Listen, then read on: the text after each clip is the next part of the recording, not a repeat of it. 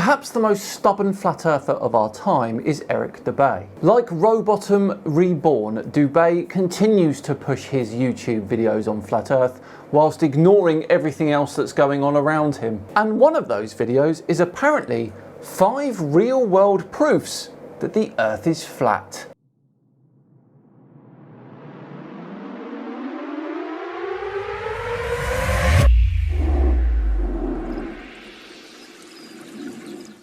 Hello everyone, and thank you very much for joining me for another video and day 21 of One a Day for May, where I release a video every single day for the month of May.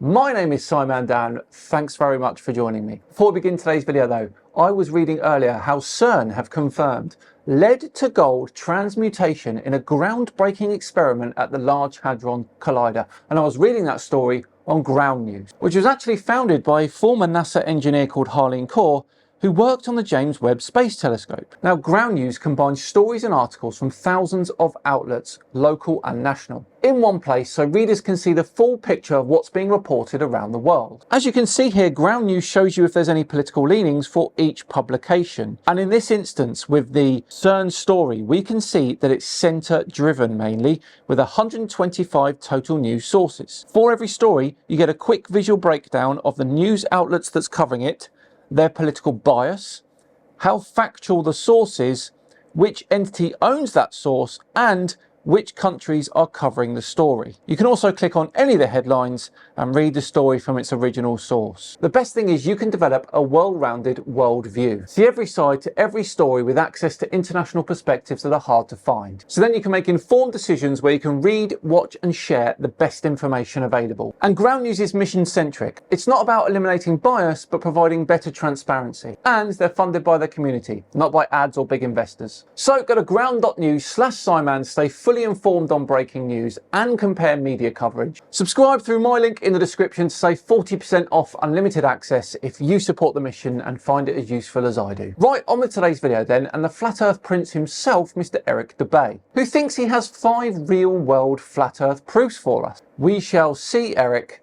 we shall see. Let's take a look.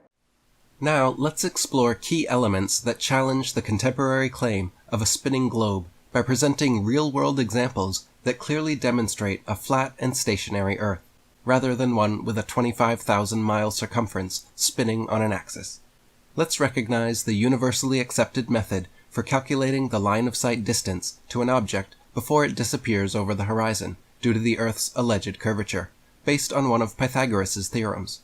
And straight away we have an issue. The actual drop due to curvature uses spherical trigonometry, not just Pythagoras' theorem. The simple 8 inches per mile squared rule is an approximation, not the universally accepted method. Not the best start here, Eric. The upcoming real-world Earth curvature calculations we will be performing can be calculated using the online tool here. Applying our Earth curvature formula to the following examples, we will check whether the outcomes we anticipate align with observations one would expect if the Earth is indeed a globe of the reported dimensions. Why oh why do the flat earthers never use the Debunk Earth curve calculator? I'll tell you why, because it's more accurate and it takes standard refraction into account. This formula is officially used and endorsed by NASA and the scientific community. And there is no Pythagoras in that formula.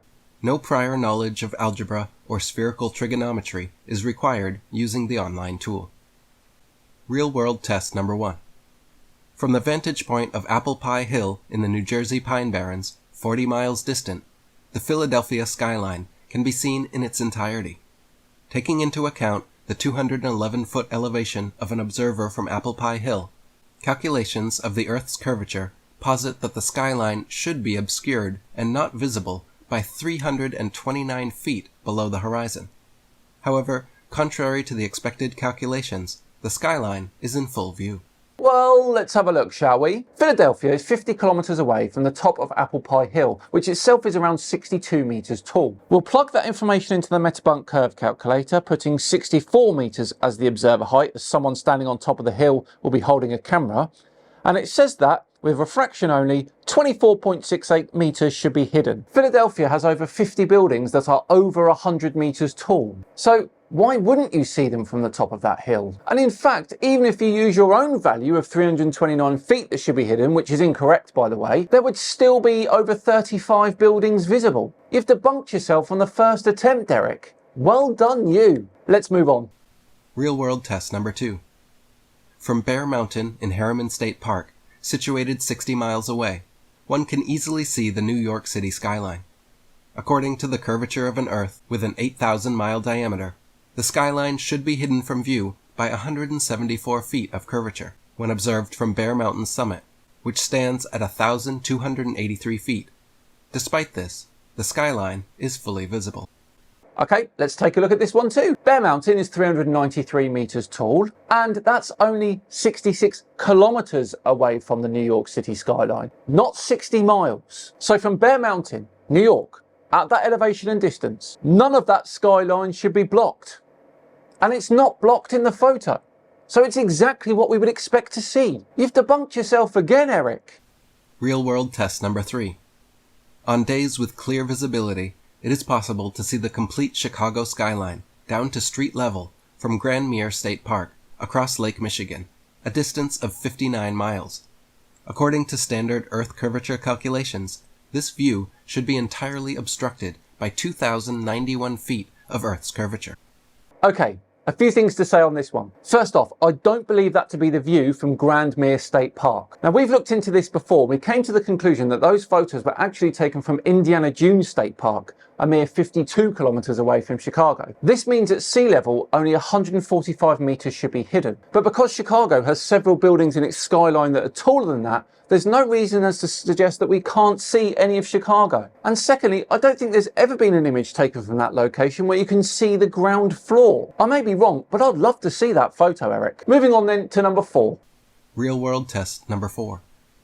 In Genoa, Italy, standing 70 feet above sea level, one can see the island of Gorgona, which lies 81 miles distant. Under the expected calculations, this island would be obscured entirely from view by 3,338 feet. Scientific attempts to debunk these findings often cite atmospheric refraction as a factor influencing observational outcomes in our previous examples.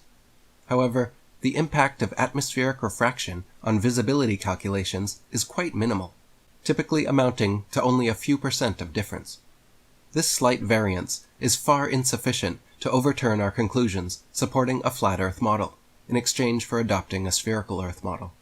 Okay, let's have a look at this one then. Now, if we put all those figures into the curve calculator, it does suggest that the island of Gorgona should not be visible from Girona. So what's going on here then? Well, if we look at the photo you shared in the video, which states you can see Gorgona, I put to you that it is not Gorgona, and actually it's different sections of the island of Corsica. Corsica has a maximum elevation of over 2,000 meters, with lots of elevation in between across the island. Look at this view on Google Earth. As you get lower to sea level, we can see that the land masses start to look very similar to the photo you shared. Here they are next to each other. I think that debunks number 4 quite well, don't you? It was the island of Corsica all along. While countless other real-world observations supporting a flat Earth are abundant, the particular technique provided previously serves to highlight key verification approaches that support our assertions of a flat rather than spherical Earth. It would help if you got your geography and numbers right though, Eric. Just saying. Guglielmo Marconi's historic radio test transmission occurred on September 22, 1930. The Italian inventor successfully sent a wireless signal from Poldhu, Cornwall, in the United Kingdom, to Sydney, Australia, marking a significant milestone in the history of radio communications and demonstrating the feasibility of transmitting radio signals across vast distances.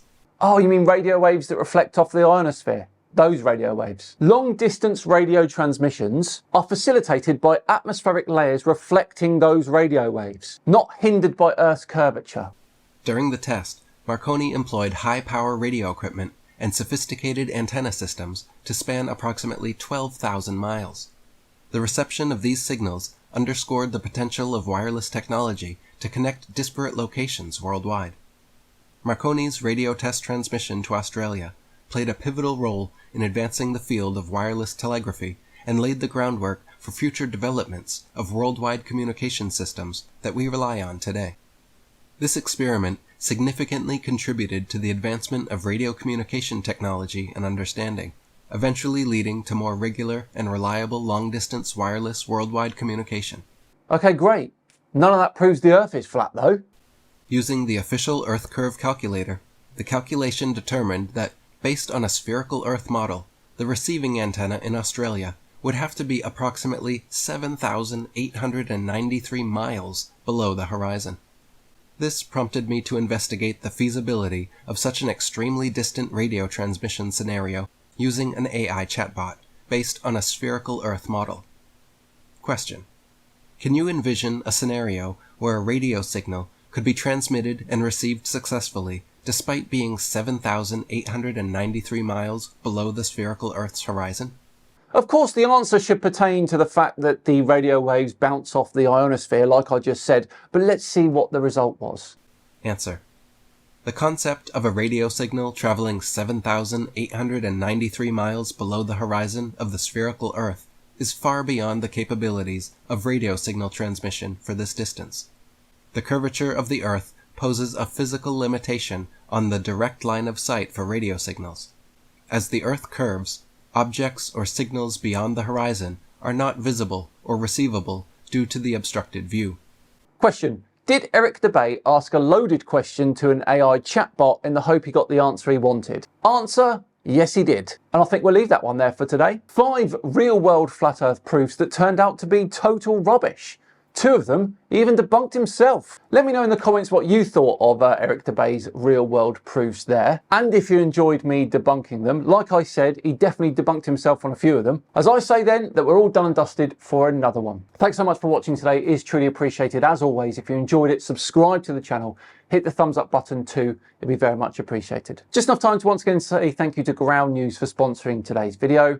Remember, go to ground.news/Simon, stay fully informed on breaking news and compare media coverage. Subscribe through my link in the description for 40% off unlimited access if you support the mission and find it as useful as I do. I've been Simon Dan. Have yourselves a great day, and I'll see you tomorrow where we return to the Flat Earther comments. See you then.